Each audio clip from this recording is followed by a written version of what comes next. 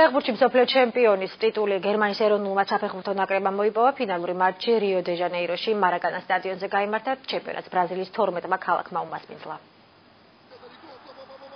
24 წლიანი პაუზის შემდეგ 2014 წლის 14 ივლის გერმანელებმა ტრიუმფით გაიღვიძეს FIFA-ს მსოფლიო თასის მფლობელი გერმანიის ეროვნული ნაკრები გახდა. მატჩის ძირითადი დროის ფრედ დასრულების შემდეგ 22 წლის მარიო გიოცემ 113 წუთზე გადამწყვეტი გათამაშება გააკეთა და მოწინააღმდეგის კარში პირველი გოლი გავიდა. მარაკანა სტადიონზე მიმდინარე დაძაბული მატჩი ევროპელების ჩემპიონობით დასრულდა. გერმანია პირველი ევროპული ქვეყანაა, რომელმაც ლათინურ ამერიკაში მსოფლიო ჩემპიონატი მოიგო. იოაჰიმ ლიოვის გუნდმა გერმანიას მსოფლიო საფეხბურთო ჩემპიონატი წოდება მეოთხედ მოუტანა.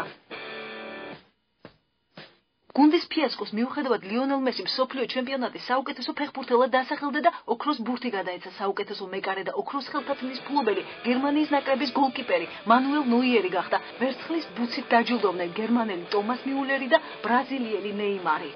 არგენტინის მარცხს ბუენოს-აირესში მასობრივი არეულობები მოყვა. ეროვნული ნაკრების გულშემატკივრებსა და პოლიციას შორის მთავარ მოედანზე შეტაკებები მოხდა. ამ დროისთვის 30-მდე ადამიანია დაკავებული. დაშავდა 15 პოლიციელი. გერმანელებმა კი მსოფლიო ჩემპიონობა აღლუმით აღნიშნეს. არაჩვეულებრივი, გასაგიჯებელი, ბრწყინვალე თამაში იყო. გიოცე შესანიშნავი იყო. ახლა 2018 წლის ჩემპიონატისთვის მომემზადებით.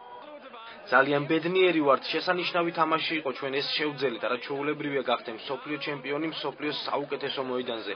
სენსაციული წუთებია. მათ თანაბრად კარგად ითამაშეს, დიდებული მატჩი იყო, ულოცავ გერმანიას და არგენტინას ვეტყვი, რომ კვლავ დაუბრუნდებით. მსოფლიო თასის გათამაშებამდე ბრაზილიის პრეზიდენტმა 2018 წლის მუნდიალის მასპინძლობის სადავეები რუსეთის პრეზიდენტს გადასცა. Თქვენი გზავნილი მსოფლიოსადმი განსაკუთრებულია, ეს არის ერთად ყოფნის ადამიანთა დაკავშირების მესიჯი, გზავნილი მშვიდობის, დასაცავად და რასიზმისა და დისკრიმინაციის წინააღმდეგ. მსოფლიო საფეხბურთო ჩემპიონის გამოვლენამდე ბრაზილიის 12 ქალაქში 64 მატჩი ჩატარდა.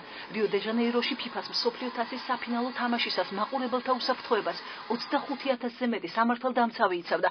ემოციურ თამაშს ცნობილი ვეტერანი ფეხბურთელები, მასპინძელი ქვეყნის პრეზიდენტი ანგელა მერკელი, ვლადიმერ პუტინი და მსოფლიოს სხვა ლიდერები ესწრებოდნენ. მსოფლიო ჩემპიონატი ფეხბურთში გრანდიოზული ცერემონიითა და ფოიერვერკით დასრულდა.